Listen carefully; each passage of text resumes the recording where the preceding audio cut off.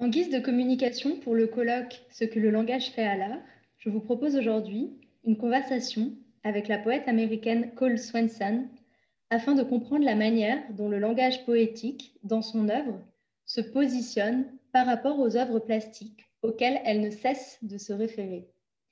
Nous avons intitulé cette conversation le poème Paratexte sur l'art. Cole Swenson est poète et professeur de creative writing à l'Université de Brown à Providence, sur la côte est des États-Unis. Elle est également traductrice et a créé la petite maison d'édition La Presse, où elle publie des traductions en anglais de poètes contemporains français. Elle est l'autrice d'une vingtaine de recueils de poésie, dont au moins 5 ont été traduits en français. Son œuvre poétique, depuis les premiers recueils publiés dans les années 80, ne cesse de dialoguer avec les arts visuels. Plusieurs de ses livres comportent des interventions plastiques. C'est le cas de son livre Flair, avec les illustrations de Thomas Noskowski, que vous avez ici, ou encore de son recueil Landscapes on a Train, qui comporte des photographies prises par l'autrice. Et quand les images ne sont pas matériellement reproduites dans ses livres, son écriture fait très souvent référence à des œuvres d'art, comme dans L'âge du verre, The Age of Glass, libre méditation autour du motif des fenêtres, celle du peintre Bonnard, mais aussi celle du peintre Caillebotte, par exemple. Son dernier livre, Art in Time, qui sortira ce printemps, est constitué d'une série de libres réflexions poétiques sur des œuvres d'art visuel, celles de Soutine, René Gladman, John Jonas, Daniel Varda, Frédéric Lowe Olmsted, David Hockney, Zineb Sedira, ou encore celles de Christo et Jeanne-Claude. Bonjour Cole, et merci d'avoir accepté d'être avec nous aujourd'hui. Merci beaucoup pour cette introduction extrêmement généreuse et pour l'intérêt que tu portes à ce sujet et tout le temps que tu y consacres. Cole, ton écriture avoisine volontiers donc les arts visuels, qu'il s'agisse des images qui accompagnent tes recueils ou des références artistiques internes au texte poétique.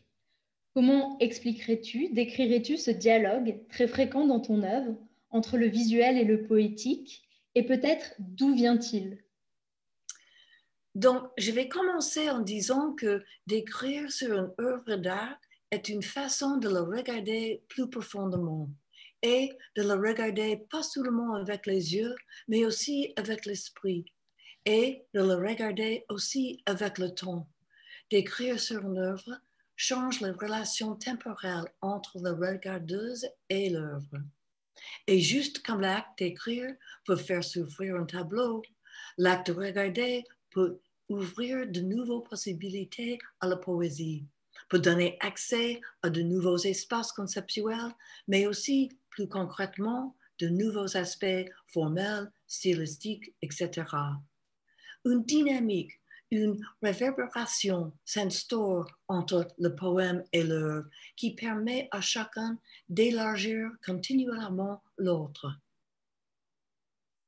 Et dans la description de l'objet de cette conférence, les organisatrices et les organisateurs établissent une distinction entre d'un côté paratexte par l'art et de l'autre paratexte sur l'art. La première catégorie s'appliquant aux textes produits par les artistes sur leurs œuvres et la seconde aux textes exogènes qui traitent des œuvres mais ne sont pas de la main de l'artiste. On peut rapprocher cette seconde catégorie de paratexte sur l'art, me semble-t-il, de ce que j'ai appelé dans un de mes articles la poésie muséale, qui naît donc de la confrontation entre une œuvre muséale et un poète, sans être nécessairement purement ekphrastique, purement descriptive. Est-ce que tu penses que certains de tes textes pourraient être qualifiés de paratextes sur l'art? Et je pense par exemple à ton recueil Try, où chaque poème part d'une œuvre d'art dont il porte souvent le titre à la manière d'un cartel de musée, ou encore à ton texte plus récent sur l'œuvre de Christo et Jeanne-Claude, The Running Fence, sur laquelle nous reviendrons.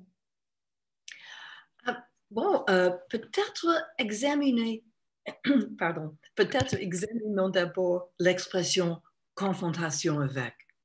Une chose vers laquelle je travaille constamment est d'éviter la confrontation et de penser plutôt à des expressions telles que s'engager avec ou collaborer avec. Adopter une position qui érode la division entre moi en tant que spectateur écrivain et l'œuvre, et de reconnaître plutôt le voyant, le vu et le contexte comme un système coopératif unique. J'aime bien votre terme poésie muséale pour cette raison.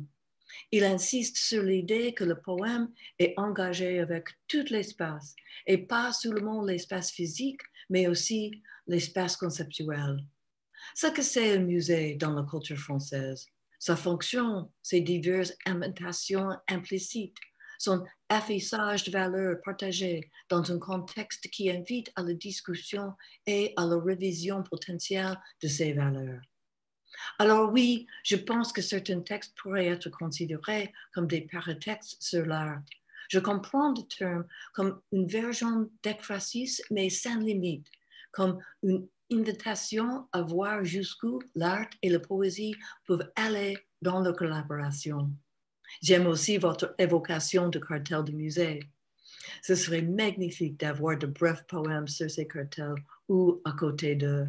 Peut-être c'est un projet sur lequel nous pouvons travailler pour l'avenir. Une dernière réflexion ici sur la distinction entre paratexte par l'art et paratexte sur l'art. Dans le premier cas, l'art n'écrit pas sur lui-même, si seulement il le pouvait. Au lieu de cela, c'est l'artiste qui écrit sur l'art. Et ce faisant, ils se transforment effectivement en écrivains, ce qui signifie qu'ils écrivent aussi un paratexte sur l'art. C'est l'un des cas où il n'est pas important de préciser la distinction, mais d'utiliser la discussion pour aller même plus loin. Merci, Cole. Je propose de faire un premier intermède pour lire un de tes poèmes justement du recueil Try dont je parlais, qui s'intitule The Kiss et qui est inspiré du baiser de Rodin. Donc, je te laisse commencer avec la version anglaise et j'en lirai ensuite une traduction française. Merci, ok. Auguste Rodin, The Kiss, 1886 to 98.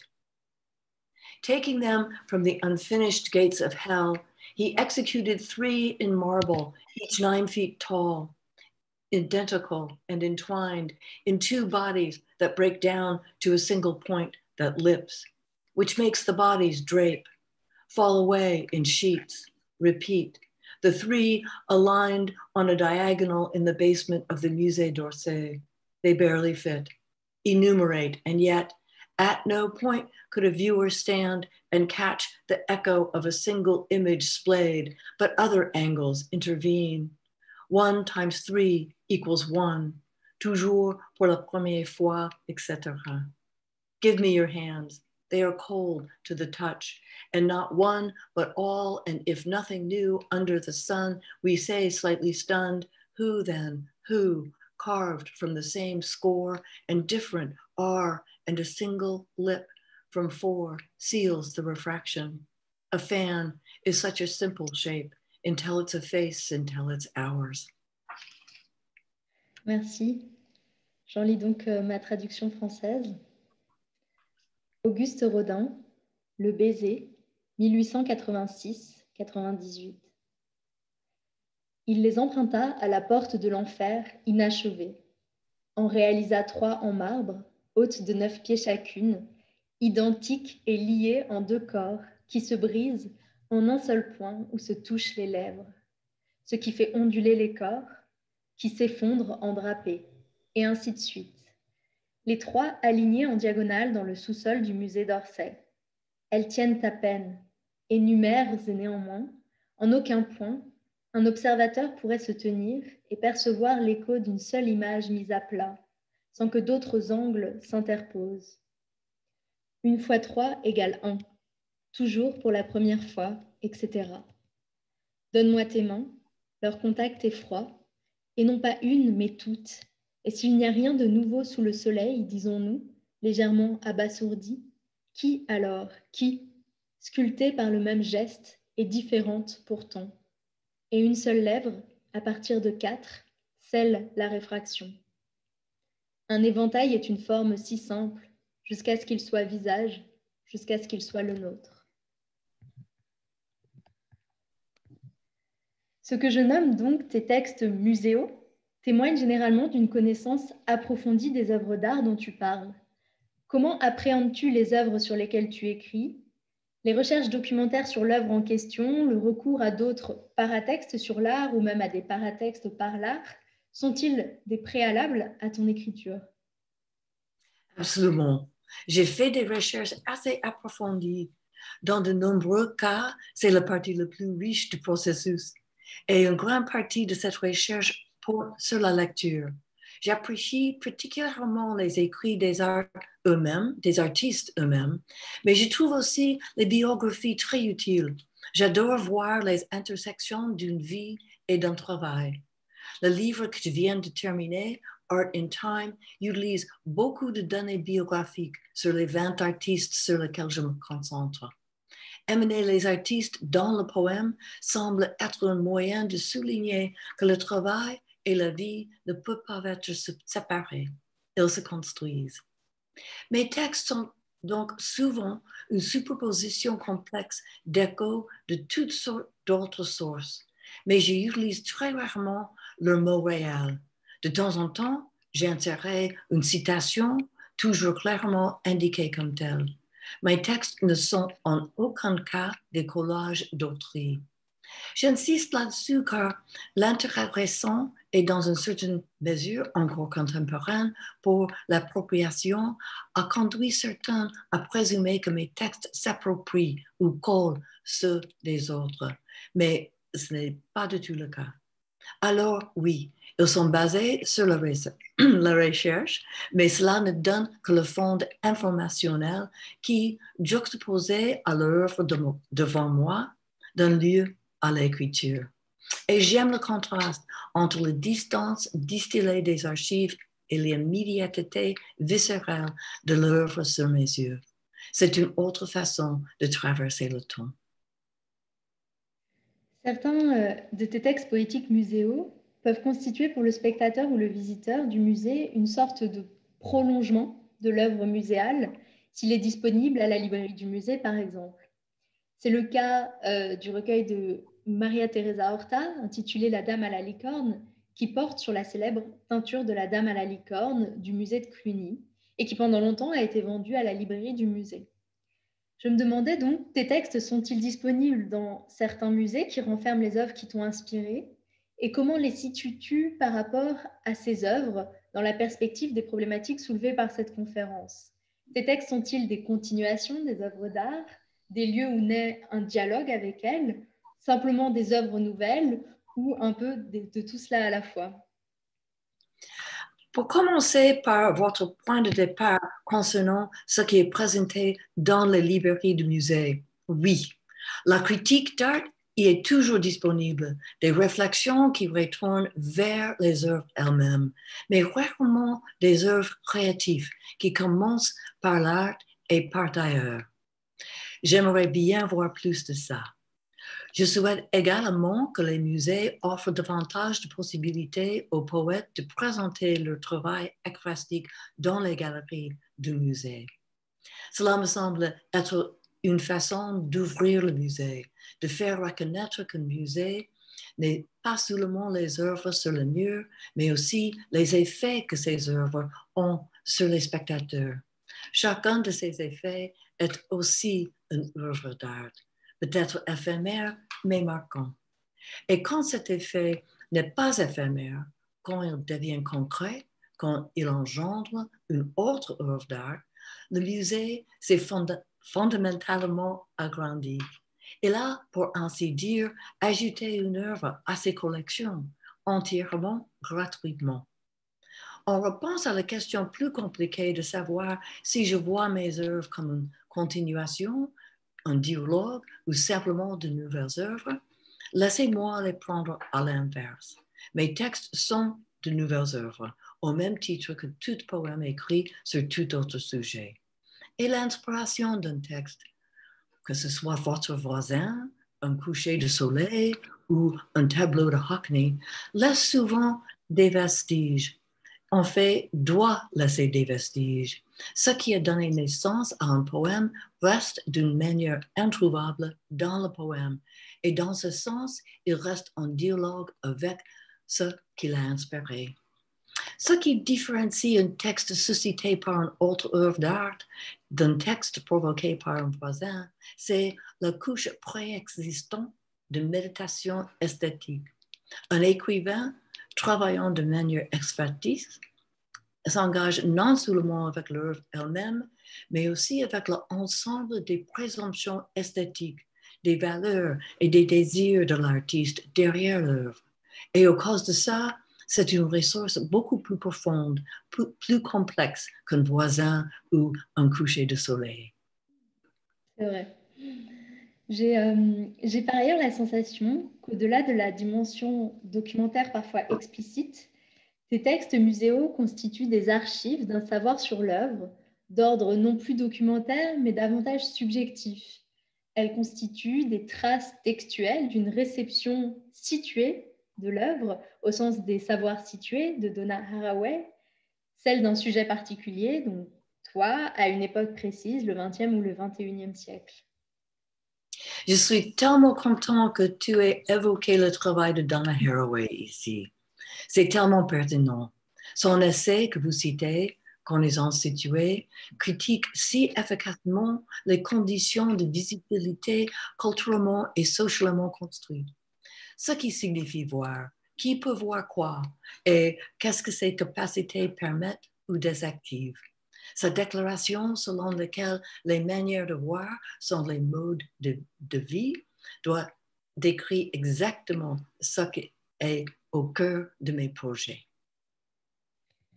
Et il me semble que tes textes muséaux portent principalement sur des œuvres d'art anciens, pour lesquelles la plupart du temps les artistes sont déjà morts, les sculptures de Rodin, les œuvres de Christo et maintenant le texte sur Agnès Varda. C'est-il nécessaire pour écrire à partir de l'œuvre qu'elle soit comme figée par la mort de son autrice et de son auteur?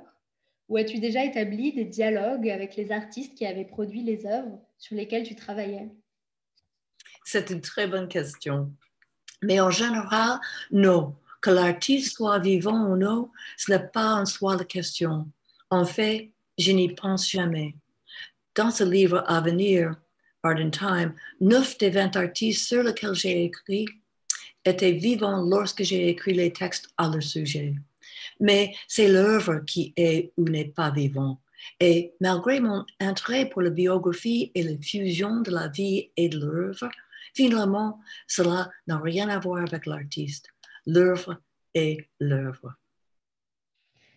Merci. Je propose maintenant qu'on lise un deuxième extrait de tes textes, donc un extrait du texte Christo et Jeanne-Claude qui sortira dans ton recueil Art in Time au printemps. Donc je propose que tu commences par l'anglais et j'en lirai ensuite une traduction française. Bon, et je vais essayer de partager mon écran pour que vous pouvez voir l'œuvre en lui-même. Donc, bon, c'est là. OK. Jean-Claude and Christo were born on the same day, June 13, 1935, she in Morocco and he in Bulgaria. They both separately have said that the running fence has no beginning and no end, just two extremes, and no end either in perspectives, angles, speeds, no end to its seeing, nor to its being seen. The only beginning or end it had was temporal, and that was absolute and embedded in its very title. Running Fence, Sonoma and Marin Counties, California, 1972 to 76. It began when they first got the idea, and it ended only once every trace of it had been removed by October 31, 1976. All of Christo and Jean-Claude's projects had an elaborate ephemerality at the core, endless effort spent on a glance, the eons each second takes to let this smoke go up in proof. A glimpse, one said, centers the eye's corner. I was driving by, and out of the corner of my eye, I saw flight fly. And I too used to fly, said the rancher with a newborn calf in his arms. For whole split seconds, it was the land that did it. Flight as extension, a connection that lets time touch time across time. Flight as muscular memory, lodged in muscles we no longer own, or flight as a function of the eye lifting the body beyond its possibility, or flight as an aberration of the eye in conjunction with an hallucination of the spine. Flight, we flew and it was simply that. It's simply something that happens to a body in time. And it happened again and again. When I said that the fence flew, we flew. And so I said it again and again. Merci, Cole. Alors, voici donc une traduction française. Jeanne-Claude et Christo sont nés le même jour, le 13 juin 1935, elle au Maroc et lui en Bulgarie. Tous deux, séparément, ont déclaré que la running fence n'a pas de début ni de fin, seulement deux extrêmes, et aucune fin en perspective, ni dans les angles, ni dans la vitesse, ni dans sa vision, ni dans son être vu. Et bizarrement, elle perce deux autres incidences d'infini, route et océan, un assemblage de dimensions avec une clôture sans fin pour relier ces deux infinis opposés. Le seul début ou la seule fin qu'il avait était temporelle, et c'était absolu et incorporé dans son titre même. Running Fence, comté de Sonoma et Marin, Californie, 1972-1976. Cela a commencé quand ils ont eu l'idée, pour la première fois, et cela ne s'est terminé qu'une fois que toute trace a été enlevée, le 31 octobre 1976. Tous leurs projets ont une éphémérité élaborée au centre, un effort sans fin, consacré à un clin d'œil. Chaque seconde prend des éons pour que cette fumée parte en preuve. Un aperçu, comme l'a dit l'un d'eux. Centre le coin de l'œil, je conduisais, et du coin de mon œil, j'ai vu voler. Et moi aussi, j'avais l'habitude de voler, dit l'éleveur avec un veau nouveau-né dans les bras, pendant une fraction de seconde. C'était la terre qui le faisait. Le vol en tant qu'extension, une connexion qui permet au temps de se toucher à travers le temps. Le vol comme mémoire, musculaire, logé dans des muscles que nous ne possédons plus. Ou le vol comme fonction de l'œil qui soulève le corps au-delà de ses possibilités. Ou le vol comme une aberration de l'œil, en conjonction avec une hallucination de la colonne vertébrale. Vol, nous avons volé, et c'était simplement ça. C'était quelque chose qui nous est arrivé à l'esprit. Et c'est arrivé encore et encore. Quand j'ai dit que la barrière avait volé, elle a volé. Alors, je l'ai répété encore et encore. Et c'est donc un bref extrait du texte Christo et Jeanne-Claude qui est plus long. Dans le cas particulier de ton texte, donc The Running Fence de Christo et Jeanne-Claude, qui porte sur l'œuvre The Running Fence, ce qui m'intéresse particulièrement, c'est que l'œuvre de land art en question n'existe plus en tant que telle. Il n'en demeure que des photos que tu as montrées notamment. Et ainsi, dans ce cas-là, ton texte remplit-il une fonction un peu différente du dialogue ou de la prolongation? Il me semble qu'il remplit dans ce cas une fonction mémorielle. Il témoigne et rend compte de ce qui a disparu. Je trouve que l'écriture muséale est particulièrement intéressante dans le cas des œuvres éphémères, qu'il s'agisse de land art, d'installation, de performance, de par cette fonction mémorielle, justement. As-tu conçu l'écriture de cette pièce de manière différente? Et avais-tu commencé à rédiger ce texte lorsque l'œuvre était encore visible ou l'as-tu écrit des années après? Je l'écris 30 ans après. Mais cette idée de mémorial m'intéresse beaucoup. Je me demande si, en fait, toute poésie muséale n'est pas mémoriale en quelque sorte. Car même si beaucoup d'œuvres sur lesquelles j'écris existent encore dans le monde, elles ne me sont plus présentes. Et de cette façon, le poème leur permet de rester présent. La plupart des écrits du livre ont été écrits lors d'expositions.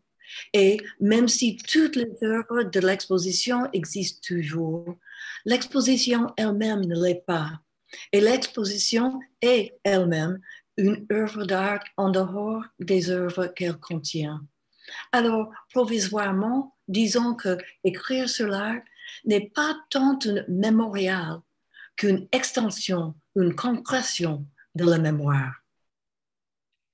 Merci, Cole Swanson, pour cette conversation.